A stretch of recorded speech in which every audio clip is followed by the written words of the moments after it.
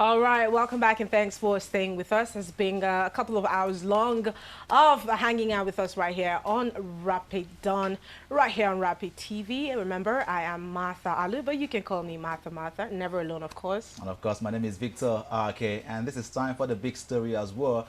It will take you through, something very interesting. And I'm so sure that you want to hear what we're going to talk about today. So it's important that you just get seated and get yourself ready for this conversation. Don't forget, you can be part of the conversation once the phone line is being reeled out to you.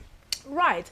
Now, today's conversation happens to be one that has been of political discourse throughout the month of, not just this month, throughout last month, and it will be about the coalition. Yeah. Nigeria is in a very, very critical point in its democracy, especially because we're starting to see new formations, new alliances in the political scene to outsit the current administration, which is the APC.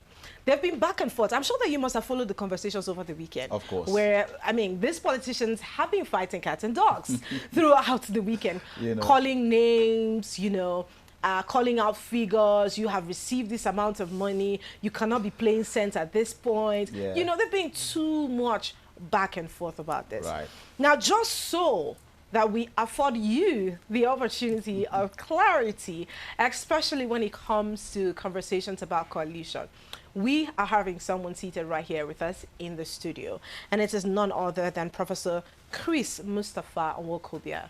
Good morning to you, sir. Good morning. It's my pleasure to be here. Good morning, sir. You're welcome. Yeah, and he is a politician. So, I mean, what better person to have the conversation about this political coalition that we are talking about?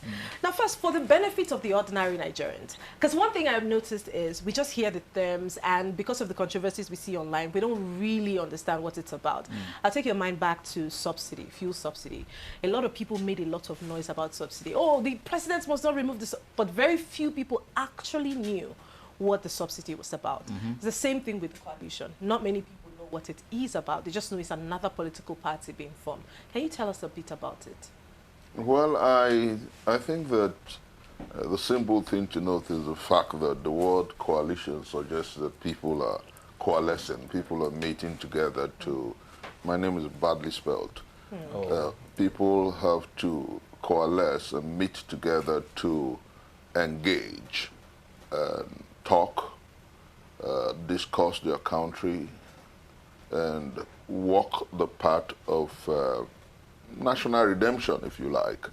I'm enamored by the fact that when you talk about the coalition, like she noted, it's important that people understand exactly where we are and where we're headed. A similar thing happened in 2013 when the APC rose up against the Jonathan presidency, boiled by the people. People were complaining about challenges regarding corruption and the need for an effective and effectual fight against corruption. People wanted a nation that was responsible and responsive to them. Yes. Albeit, because if you now look at it with benefit of hindsight, you wonder what the coalition actually came to correct. But there was a coalition. There was a ACN, there was a CPC, there was a new PDP led by Bukola Saraki and a few other persons. There was a segment of the ABGA, and then they all met. And that became what you call the All Progressive Congress. Now, challenged by the colossal and monstrous failure of the present watch. Mark my words, they're my words, so you don't get jittery. Challenged by the Olympic failure of the present government. Challenged by the insensitivity and lack of empathy of the present government. People are coalescing. People are coming together. Some from the APC, some from the ABGA, some from the PDP, some from the Labour Party. People are meeting. A few days ago, I think it was precisely the 4th of July, it was a monstrous, monumental gathering at the Shehu Yadwa Center where people sat to endorse the movement of a coalition to the African Democratic Congress. And, for our listeners, people have wondered, Okay, but is this coalition not just, I hope I'm not overstepping your question, is it not a house of strange bedfellows? Is it not about some old politicians trying to return to the clear lights? Is it not about... but you know, my late dad told me a long time ago that in political contestations, in battles regarding power, your enemy's enemy is your friend. Right. You know, so it comes a point where people of different variegated tendencies must meet. And that was what happened for those who are in the APC who are saying, oh, strange bedfellows. That was exactly what happened in 2013, 2014. There were tendencies far different. You know, imagine a Rocha Sokoracha working with a Tinubu then. Imagine a Sam Ndazaya, may God bless his soul, working with a Buhari then. Imagine tendencies that were different. Even we had almost about 9 individuals who wanted to wield the presidential ticket of the APC then, and then Buhari defeated them at the Teslim Balogun Stadium. Now, what we have is a coalition of tendencies, and well, pepping it up or cleaning it up. We're doing everything that is necessary to make it truly representative of the aspirations of the Nigerian people. And whether we like it or not, to defeat an incumbent like Tinubu, there must be a coalition of forces. All right. When you talk about coalition of forces as well, too, take your mind back to 2023 as well. Too. You were also part of 2022 or 2013 rather. You're also part of the coalition, part of the process that also bettered the coalition that brought on board APC as a party, which of course Nigerians were begging for change as at the time. And you also talked about youth inclusion during that season. Right now we have the APC administration that's come to play. Now you're also part of the president's calling out for another coalition as well for the 2027 election. You know, so at what point, you know, do you now say you've gotten it right or wrong, being that you've been part of the coalition, you know, that brought in this administration, also being a part of the coalition that wants to ask this administration? Victor, your question is very apt and soul-searching. You know, I have told people that since I was 18, when I was a young student in the University of Nigeria, Enugu campus, a law student, I honed my political teeth. You know, I began this whole process of asking for a nation that works for all. I was one of the young coordinators, actually a youth coordinator, in the MK Abiola campaign, the June 12 campaign. And then we went through the process of fighting for the revalidation, or if you like, the validation of June 12. Eventually, years after, we fought for democracy, and the military left and handed over power to the people in Mufti.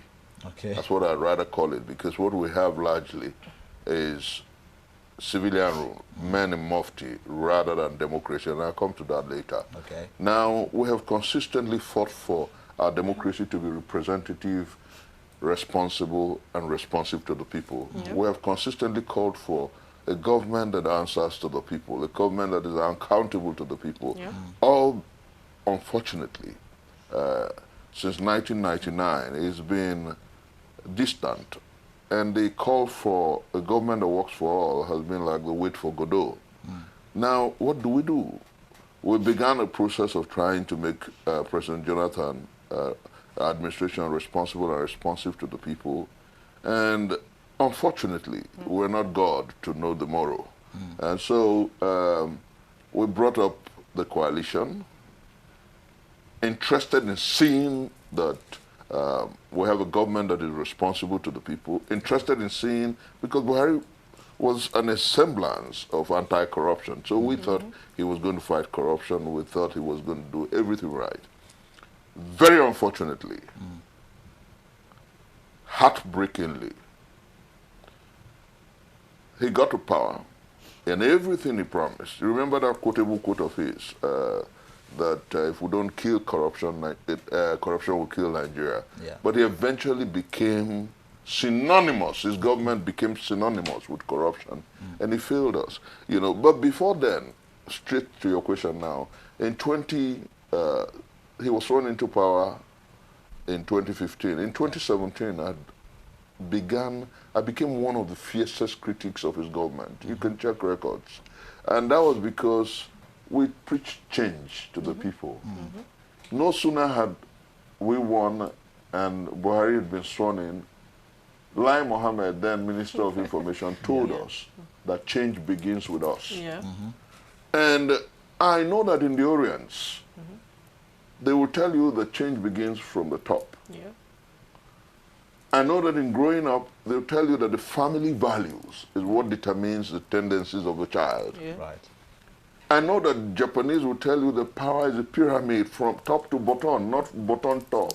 You know, and I know that my dad told me this, you will have a chuckle when you hear this, that you don't come to the house of a prostitute to ask her 18-year-old daughter to come for a virginity test. You don't go to the house of an armed robber to ask for his 18-year-old son to show you a certificate of being a man's servant in church. Because all they have known is criminality, is malfeasance, is immorality. And so what we expect, Mitt Romney simply captured when he said that leadership must show the way. So when the APC started renege on the promise, change, and told us that change had to start with the people, I protested and I vehemently campaigned and worked against that administration. So that tells you the basis of my politics. It's really not about me. You know, the name of my movement is Country First. I had a movement called Country First. And if you put country first, you'll find out that it's really not about a few individuals. Democracy ought to, and I'm coming back to that, ought to work for the schoolboy, ought to work for the market woman, ought to work for the big man, ought to work for the politician, and for all. That was why in the 18th century, Abraham Lincoln, the man they call B.B. Lincoln, former American president, said something clearly, and that has become the contemporary schoolboy definition of democracy, that democracy is the government of the people, for the people, and by the people. And then you ask yourself, how well has that panned out or played out in our country? So understanding that reality, the need for the coalition has come up again. Are Nigerians better today than they were 2 years ago? And you're going to pick up from that question as well too. And let me take you back to 2023 when you also made a statement. And you said in an interview, basically, you said Nigeria's salvation will come from people-led movement, not recycled politicians, right? Correct, yes. Now, the ADC as well too, we have politicians from different parties coming down to also form the ADC, which is now the coalition party as well too. Wouldn't you say this is also a recycled, political movement as well, still coming down? The same set of people who also wants to be president. Very interestingly, let me say clearly that some of us are not recycled politicians. Some of us have been voices of conscience in our political kaleidoscope. And we have quite a lot of them in the ADC. We have quite a lot of them.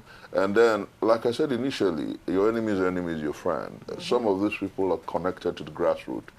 You cannot underestimate the reach of an Atiku Abubakar, for instance. You cannot underestimate the reach of a Peter Obi, for instance. You cannot underestimate the reach of a Rotimi Amechi, for instance, the reach of a Ralph, Ogbeni Ralph, Arebushola, for instance. You can't underestimate their reach. So if you want to take out a big man, a strong man, the Holy Book says that if you must take out a strong man, you must come strong. Now, the question which agitates my mind and the masses of our people is the coalition going to effectively reorganize, regenerate, reset, such that they will come with a presidential candidate who encapsulates the urgency of now? That should be the challenge. It's not about whether we're going to have the old, the young. We're going to have all of them. We're going to have all tendencies. And then we have to recalibrate, reset, and form a strong ideological bloc. Then get somebody who will encapsulate the aspiration of the Nigerian people as perhaps the presidential candidate. And I tell you, Victor, when we get to that bridge, we will effectively cross it. All right. Now that we have established the fact that the coalition needs to happen to oust a certain government that is underperforming, There is some sort of looming crisis in the ADC, which I think is very obvious as of now. Looming where? Crisis in the ADC. Because it might not happen now, but it will eventually happen. Are you a prophetess? Not a prophetess, but I think, like, logically, you could see that this is a looming crisis logically. Because we have a Peter Obi who has lost this ambition. 2023, he lost the election. He has expressly said that he's not going to be vice president to anybody. Yes. And he's not stepping down for anybody. He wants to be president. He has given his mini manifesto saying, I need just one term to fix Nigeria. Rotimi Amechi has also come out to say the exact same thing. Give me one term and I will also fix Nigeria. Yeah. Well, we all know that Atiku Abubakar will not step down his presidential, ambition for either Rotimi Amechi or Peter Obi. Now, these people have come together. They claim that they're trying to rescue Nigeria. But we also see that there is some level of difference between all of them because they are not seeing the exact same ambition and they are coming under a house. How do you think this will play out for the ADC? First, so smart, Martha. What's your name? Okay. Martha. Yeah. So smart. You have hit the nail on the head. And that's the substance of the matter. Okay. Now, what we must identify is the fact that when you have a coalition and when you have strong political forces, what almost always happens is the fact that a nation like ours, you know, when we had this coalition, there's something similar in 2013. We had several presidential candidates. We had the Samda Zaya, we had Rucha Sokorocha, we had the Buhari, we had the Kwakwa, and so then we had an Atiku Abubakar. They all went to the primaries. But before they went to the primaries, they signed an accord that whoever wins, the other people will fall in line to support. And that happened. You know, why am I using this instance? I don't think anything is cast in iron. I think that the fundamental issues are simply, some of us have said to them, it's got to be country first. You know, let me hazard a possibility. What if tomorrow I become one of the aspirants and I connect with the Nigerian people and I go to this big man with some strong force and foresight in terms of followership, and I say to them, okay, bury your aspirations in me, I can fulfill it. You know, what if someone from somewhere comes up with that and then they find out, because it's a coalition, we're still talking, we're coalescing. We're that parlor where every parlor's tendencies that holds down the country will be addressed. So I still believe, you know, you use strong words, Martha, that Atiku will never give up. We're not God, you know. And then Peter Obi will never give up. We're not God either. You know, these are within the realms. But these are within the realms of conjectures. We had people say that a long time ago. And then even Tinubu, when the coalition began, when they told him, you can't be presidential candidate of the APCO. And then he said, okay, what about vice presidential candidate? They said, Muslim. Then in 2013, you know, that was how he nominated the former vice president, Yemi Oshibajo. You know, now the tendencies are clear. You know, we must redeem Nigeria. Now, Victor, let me wax a bit lyrical, if you like. Go on. 2 years ago, Nigerians were hungrier and angrier than they were under Jonathan. Sad, isn't it? Sad. 2 years after Buhari left, Nigerians are hungrier and angrier than they were then. Isn't this sad? Sad. You had 30,000 naira minimum wage 2 years ago. Today you have 70,000 naira minimum wage, but it can't buy you what 30,000 2 years ago could buy. Sad, isn't it? Now, as you and I talk, Ekaite, who runs a salon in Akwa Ibom, because of the price of fuel, has had her salon shut down. Musa, who has a beautiful Meshai center in Kano, because the price of fuel has gone up and the price of flour, he can't buy the things he used to buy. and his Mishai Center in Kano has gone down, and he's finding it difficult to get by. Kemi in Abeokuta, who struggles with a small canteen because she can't buy fuel and can't buy oil and buy the things that makes her canteen beautiful, is cooking poor food and people have left her and her business has gone down.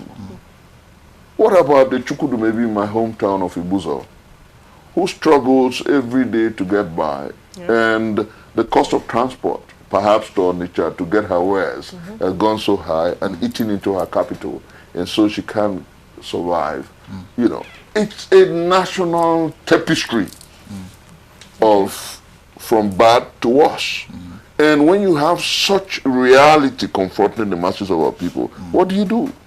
It calls for a coalition. It calls for a movement to redeem a nation. And that's where we are. And this movement, basically, right now, especially with the ADC, should it be all about 2027 election, or should it be about the long-term re-engineering of the nation? Because it seems like the ADC is moving basically to the 2027 election. And once we get there, that's all it is. That's what critics of the coalition are saying. That's what people who are opposed to the coalition are saying. You know, if you truly want to build a nation, then it goes beyond just grabbing power. I think that was a mistake. That's why they're saying that, because that was a mistake of the APC. Now we got power. What next? You know, there's a song, it just got to my mind. Now we got love, what are we going to do with it? Now we got power. What are we going to do with it? Buhari failed monstrously. Tinubu is failing olympically. That's how bad it is. They don't know what to do with power. And so one of the challenges of a coalition is to understand this reality, work on this reality, come with an all-encompassing manifesto. That's why I said that at the end of the day, you find out that the gladiators and whoever eventually emerges as the card carrying, the flag bearer of the party, will have to encapsulate the visions and aspirations of the other presidential candidates. What counts now, Victor, is the redemption of our country. Nothing more, nothing less. And tied to that is a progressive manifesto that will set timelines for our country. Because whether we like it or not, we have the challenge of security. We have the challenge of human and life security. We have the challenge of food security. We have the challenge of the welfare and the well-being of the people, job creation and the likes. We have the need to protect our farmlands and ensure that our people cultivate their farms. We have, it's a monstrous, we have the need for a progressive and clear-cut economic policy. We have fundamental challenge of national integration. And Nigerians have never been this divided since the war. And I tell you what I mean. In the political horizon, now, Victor, it's almost a normal thing to say not. Northern coalition against the Southern coalition. And we're saying that shamelessly. We're saying that since I was 2 years old when the NYSC scheme was created. I think that scheme has outlived its usefulness. If after 52 years of the NYSC, I'm 54, it still hasn't united anybody. I think we're wasting resources, and I'm being blunt here. Nigerians must come to the table where we must look each other in the face. Stop wasting this money. If you want some kind of national service, do what Israel does. Get young boys and young girls who feel competent to enlist in the army for 1 year or 2 years. And then they do military service. That's what Israel... No, but let me tell you why I'm saying that. You know, because NYSC hasn't united anybody. Okay, apart from the unity, because the entire idea of the NYSC, I don't think it's... Unity might be a part of it. It's a fundamental issue. Okay. But also we cannot... It came after the war. Yeah, but we cannot deny the fact that aside unity, it helps people that are out of school to be able to stand on their feet a bit, to give them a little bit of support before they are able to go into society. Have you researched it? Yeah. It has made them more impoverished and lazy. Let me tell you what. If you spend that year either military service or working and thinking about you, let me tell you, You know, the unfortunate thing about our country is that we think that there's something called free lunch anywhere. Not even in Freetown is there free lunch. Let me give you this practical scenario. You think that, oh, I'm done with school. I have a year of, now it's 70,000 or something. Yeah. Yes. And that year, you're like complacent. The fear of the morrow is cushioned for 1 year.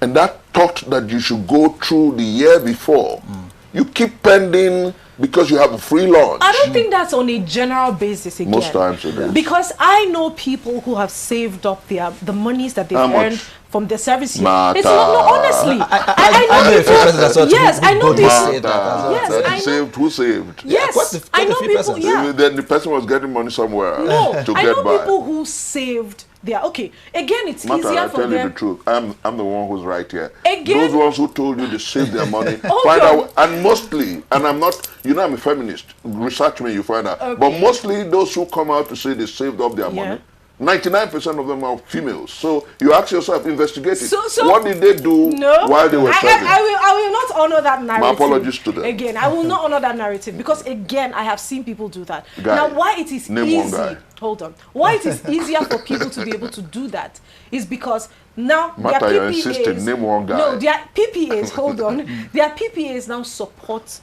to give them some amount of money as well. Right. So it's easy to set the one that the government gives to them aside to be able to do something. But I mean, the entire conversation is not even about the NYSC. But let's move on Because to you know you lost it. let's move on to the very next question. That's right. Now, you have talked about this unity among Nigerians. You know, we've not been able to unite after a very long time. But we still see that as a growing concern in Nigeria, especially since the coalition. It has been met with a lot of resistance from Nigerians. Some have accepted, some have resisted. Now, the resistance largely because the people who are now key players in the coalition has either jumped ship or have failed in their previous political responsibilities. So now, how do you think you can build trust in Nigerians, especially as regards the coalition? I'm going to shock you with the way I'll address this. And with every sense of humility, you will understand how true it is. Okay. Now, the first thing to note, Matter, is that when you ask yourself, failure, under the Senate presidency of David Mark, Yeah. was Nigeria worse than it is today? Be frank. You know, now we're discussing. It's good for our nation too. Okay. Was Nigeria worse than? Be frank. Yeah, I think so. I'm not ambushing you. No, I know you won't want to answer because you're the moderator. But Nigeria wasn't this bad. Now, Obviously. under when most of the people you're naming today were in one office or the other, Yeah. they may not have done superlatively, Okay. but they're not this bad. Bad. Everywhere, let me bust your bubbles, and it's going to bother you strongly. Never in the history of our country has a government embarked on a big project Okay. like the Lagos-Abuja Coastal Way Okay. and does not have a budget for it. Okay. You don't know how much it's going to cost to matter. Yeah. Does it not bother you? Now you're talking about the renovation of a certain, get me clearly, Yeah. Yeah. building that was built in 1991 for 240 million. Even if the International Conference Center gets 1 billion today, it does not remove from the fact that to tell me that you repaired, you reconstructed, you renovated that property for 39 billion is something I can't swallow. That 39 billion can build you a new university, Yeah. Now renovate. not renovate. So what's 39 billion? You know, I don't understand. 39 billion. You know, and you think it's normal? You listen to these people who lack conscience. I said something about, and watch this. In 2015, when Jonathan was removed from power, there was some kind of fight against corruption. But that fight against corruption, as it were, wasn't effective, efficient, and effectual. Alright. So we thought we had to.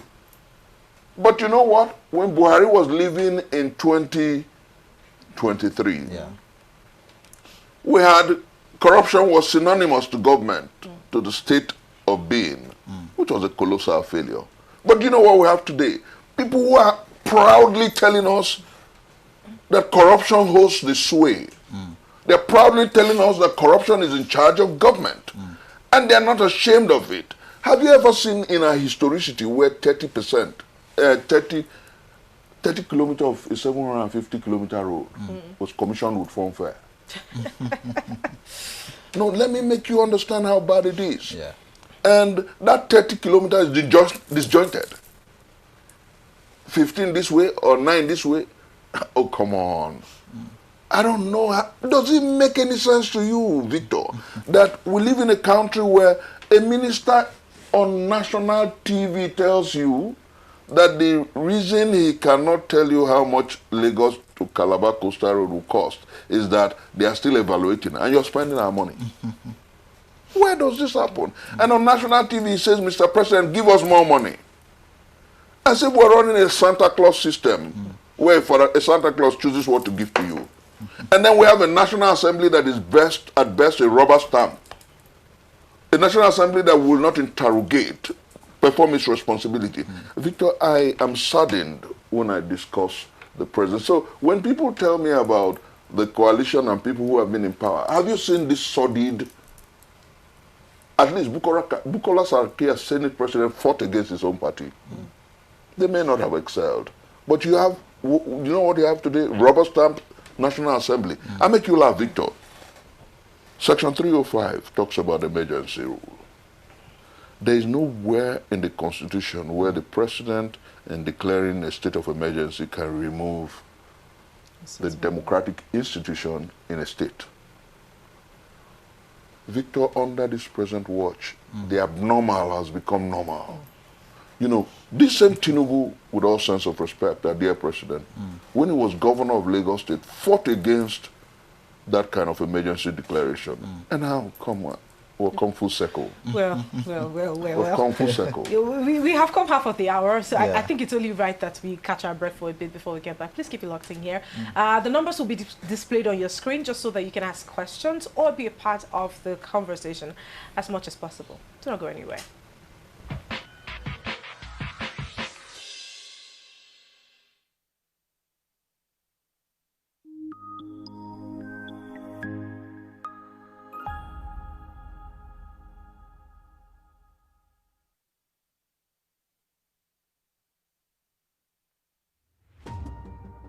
Meet the men and women shaping the future of Nigeria. Get to know your representatives at the National Assembly. From lawmaking to constituency projects, we'll take you behind the scenes and inside the chambers of the Nigerian National Assembly. Learn about the bills they are championing, the challenges they are facing, and the impacts they are making in their constituencies. We'll also bring you closer to the people they are serving and the stories that shape their work. Join us on NAS Watch every Friday on Rapid Television at 7 p.m. So get informed, get engaged, and get to know the leaders shaping Nigeria's future. Rapid TV, rooted in truth, driven by impact. Correro, your front row seat to the most pressing issues from the corridors of power to the heart of our communities. We bring you unfiltered insight, fearless journalism, and the conversations that matter. My name is Natural Prince, and I invite you to this big conversation table as we analyze the top stories, ask the tough questions, and hold power to account. News that informs, analysis that empowers, debate that drives change. Correro, the big conversation, every weekday at 7 p.m. only on Rapid TV.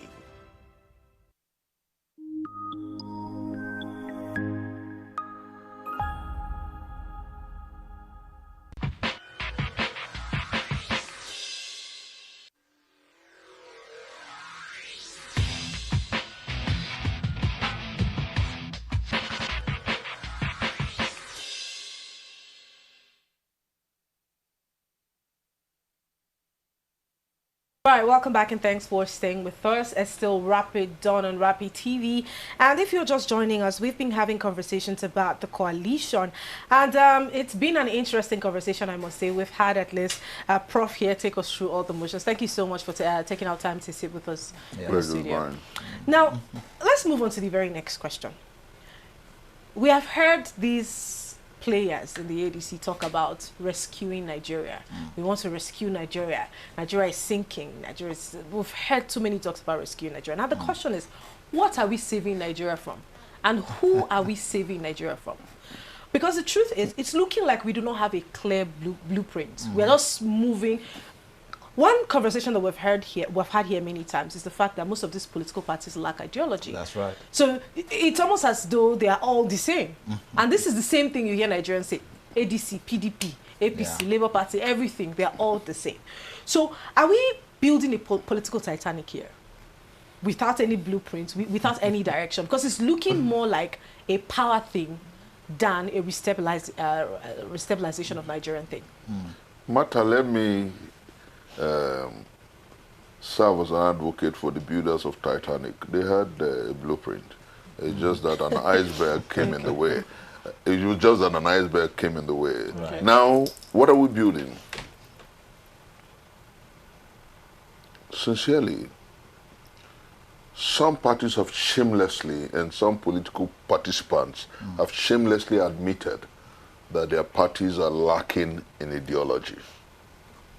And so many of the parties, I remember it was the late Chichero, the Bola Ige, who said that he wrote the manifesto of, or the blueprint of about 5 political parties, one man. One. You know, so I can understand your, pardon me my choice of words, your frustrations, and that of the many people out there who are saying, what is the difference between Party A and Party B? Is it the difference between 6 and half a dozen? Now, but I'll start my attempt at your question with a quote by my mentor, Mahatma Mohandas Gandhi, who said that there comes a time in the life of a nation and the life of a people where the forces of good and the forces of bad must unanimously understand that the urgency is such that things must work. And he said to those who were following him that there comes a time where the devil and God gravitates to a ceasefire when men are willing to transform their nation. Now, what am I trying to say? We have no choice. If you remember the last part of the last segment, where I did put before you and Nigerians what the great challenge before our nation is. Now, when you have this reality, they have no choice. We have no choice but to come out with a manifesto and an ideology that connects with the masses, that understands the urgency of now, that attempts the problems. You know, I'm not making any defenses for any political party or politicians. You know, actually, I couched, and Nigerians will be benevolent to me about it, humbly so, the word politicians. I am not comfortable with the politics of politicians. That's true. But you know, there comes a point, come on, Ekaite is watching, Kemi is watching, Ufoma is watching, Chukwudumeju is watching, Musa is watching, and they are asking, how can we live in a nation that the Almighty has blessed with amazing resources and riches ineffable, and things are not working? So I tell you, Victor, I tell you, Martha, we're already working on a plan at different levels for an immediate rescue manifesto, a midterm and a long term for our country. This country must work. God has blessed this country with amazing resources and riches ineffable. We have no choice. Our generation would have completely failed if we can't fix it. Okay. Just before you go on. Now we have all these solid candidates. And you have talked a lot about how Nigeria, you know, we don't have a choice. There's a lot of work to be done. Of all these candidates, who do you think his how do they call it? His political trajectory. Who do you think fits for the role? Matter, the cross of the matter. Who do you think? Oh my God, you want to box me? I'm not. We're still talking. I mean, you boxed me a couple of times. So. Matter, we're still talking. Yeah. We have candidates, we have aspirants, because we're not yet, we don't know who the candidates will be. Some will early enough say, okay, I understand the urgency of now, so I don't want to run. Some will come to say, okay, let's get to the primaries, you know. Until then, really, Matter, that's why I think we're putting it ahead of... until then, because really. you must be able to tell. For you to... Matter, I may just wake up tomorrow and say, because I ran in 2011, are you aware? I was the youngest to have run for the office of president. I was on the ballot in 2011. I may just wake up and dust up my manifesto. Matter, there's a lot that is cooking, you know. I think the political forces understand that urgency and that reality. And I think that, but if you ask me, in 2023, I was one of the lead participants in the Peter Gregory campaign. I was very effective. You had a chuckle. You think you boxed me? You haven't. No, I didn't. No, now, not at all. The former Vice President of the Federal Republic of Nigeria, Waziri Adamawa, Atiku Abubakar, wants to run. He's an accomplished businessman, a political strategist. He's there. Peter Gregory connects with, I think it's just about the biggest political commodity in today's Nigeria. And then Rotimi Amechi comes from my part of the country, the South, and he connects with quite a lot of people. I think, Victor, Matter, you may just see more candidates emerge in the next few months. So I think it's too early in the day to bother the coalition about who will wield the card or the ticket. What is most important now is to bother the coalition about how to effectively coalesce, and ensure that we have an ideology, a manifesto that works, and we're able to connect with the people effectively. That's what is important at this level. So right now, you're saying right now that the it's too ADC... early to think about, the ADC, going back to the manifesto, going back to ideologies as well, you're saying right now that the ADC, the coalition, does not have a clear-cut ideology yet. We're working on... It's just a coalition of a few days. Definitely. We're working on the ideals, the philosophy, you know. The one you should bother yourself about is the one that's been in power for almost 10 years. Which of that has no blueprint, that the first neck was after the coalition. They just called the neck after the coalition came alive. You know, no internal democracy. You appoint a chairman who is not elected by the people, and it continues there. There is no democracy in everything and anything the APC does. I think the APC is using Morgan Freeman's word in that movie, Lean on Me. I'm getting very young now. I can remember some of these things. You know, he said, the APC is an example of how not to be, what not to be. You know, that's what it is. You can't call yourself a democracy. The ruling party has not held a convention where leaders are elected. How now? How? We're in trouble as a people. So the coalition is here to salvage just about everything. We will create a manifesto that works, an ideology that works, that connects with the people, the 6 geopolitical zones, the masses of our people, that understands the reality and the urgency of now, that is clear on what to do with the economy, you know, that is clear on what to do with youth engagement and youth participation in leadership, that is clear about national security, that is clear about national integration and unity. These are fundamental issues. And if the APC has failed woefully in addressing these fundamental issues, we must have a coalition, a party of sorts, that lives real to the urgency of now. And these are also some of the talks that were also made before the coalition APC was formed. They didn't make that. I mean, talking about the fact that they're also going to come up with now let me tell you, that's why I'm telling you that this kind of talk wasn't there.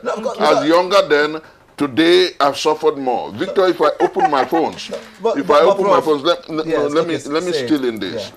I know you want to nail me, but let me steal in this. Victor, I open my phones when I wake up now, and I tell my elder brother, I tell people who are around me that these days I'm scared of touching my phones in the morning. I've cried on a TV station once because of that encounter. Once I woke up, I was preparing to attend a TV interview from a sister station. And on my way, this call kept coming in, this call kept coming in. And then I got to Transcorp, parked, checked my phone. It was a friend who was doing pretty well, who had issues. He needed to attend to his BP issues and he had no money. What was he asking for? Somebody who was doing well, with about 4 cars in the garage before this government came. What was he asking for? 6,500. I wake up every day. It's 2,000, it's 3,000, it's 5,000. And I said, sometimes I get very agitated. I'm not a government functionary. I don't steal. Friends, we're all hustling on the streets, you know. But it's that bad that they would rather ask you than die. Now, I don't know whether, Victor, you feel this and you feel the pain. So the narrative is different from what it was in 2023, in 2013, 2014.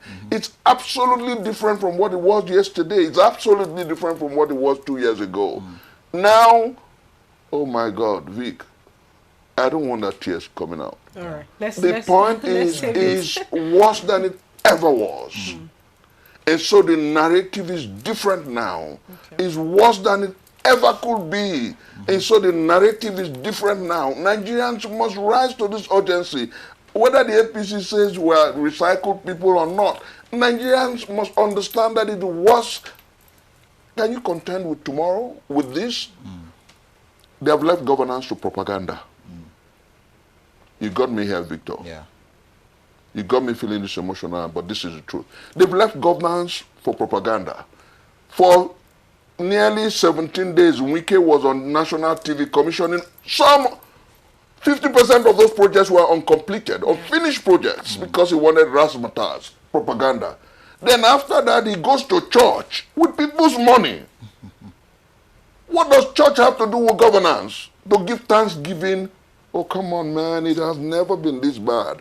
We must wake up to the urgency of now and the reality of now. Right. You know, I don't want to break. It is not possible that we will not wake up to save Nigeria from this madness. It is not possible that we will not. All right, Prof.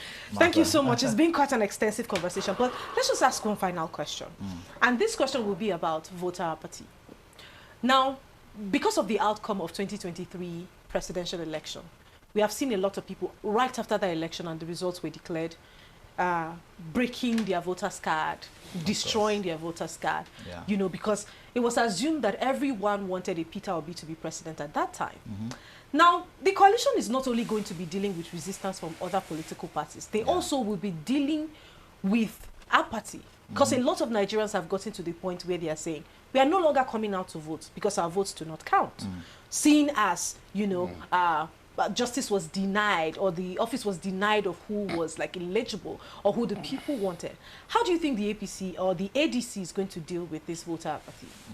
That's why I said that the movement, I rather call it the movement, is looking at the people.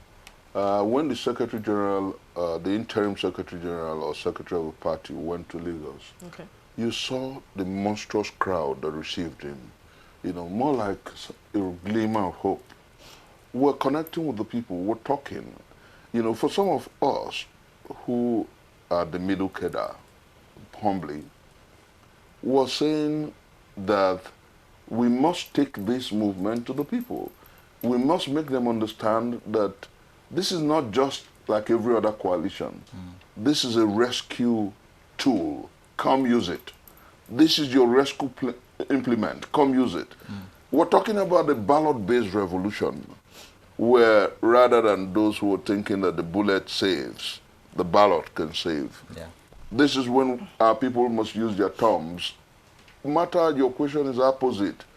There is fundamental apathy because people believe, there's this old quote that the concern about democracy is that you shouldn't be too bothered about the ballot, casting your ballot.